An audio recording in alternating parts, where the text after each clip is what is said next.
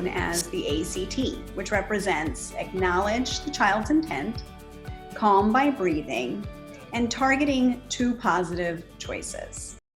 The very first step of the A.C.T is to acknowledge the child's deepest desire and their intent.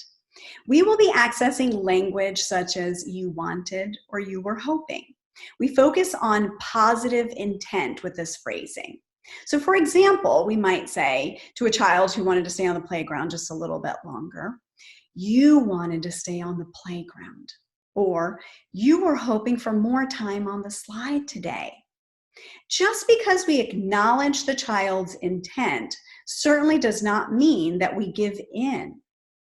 It simply understands what the child really truly wanted at that given moment.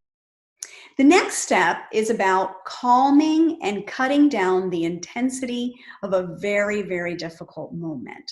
So just by slowing your breathing down, you help to calm the child and really to download your state. It gives us an opportunity to calm our state, and it also helps us guide them in that particular moment. Remember that your state is going to dictate their state. Focus on your deep belly breathing to slow everything down.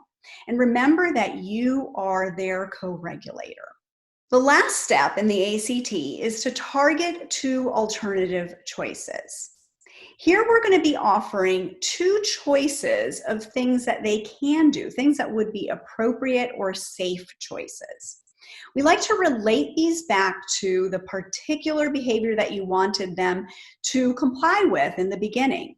So for example, if the desire was that the child wanted to play just a little bit longer, however, the task is that it's cleanup time, we want to make sure that the 2 choices that we offer the child at that particular moment really has to do with how they're going to be successful in cleaning up.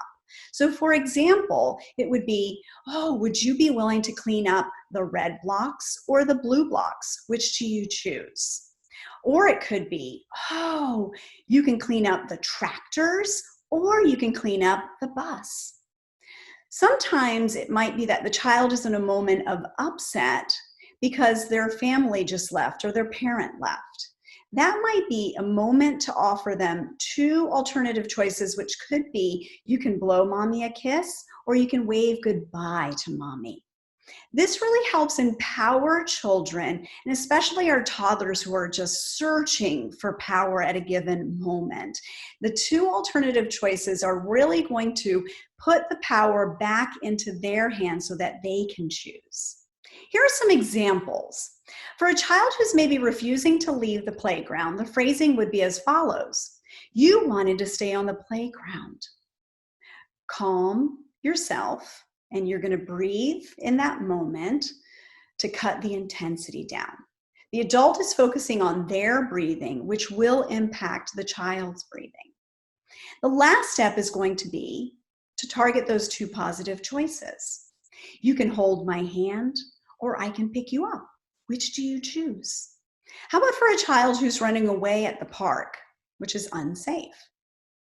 Once we go to them, go down at their eye level, we're going to focus on what they wanted. You wanted to run, or it could be you wanted to run, you wanted to play. Remember, for the adult to calm. You can hold my right hand or my left hand. Which do you choose? Offer them those 2 choices and show them visually which ones. How about for a child who's not wanting to take a bath? We want to start off with positive intent.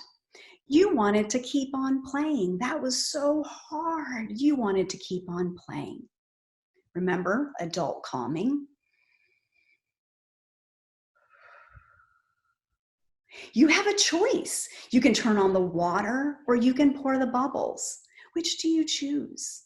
And offer those choices visually so the child can see.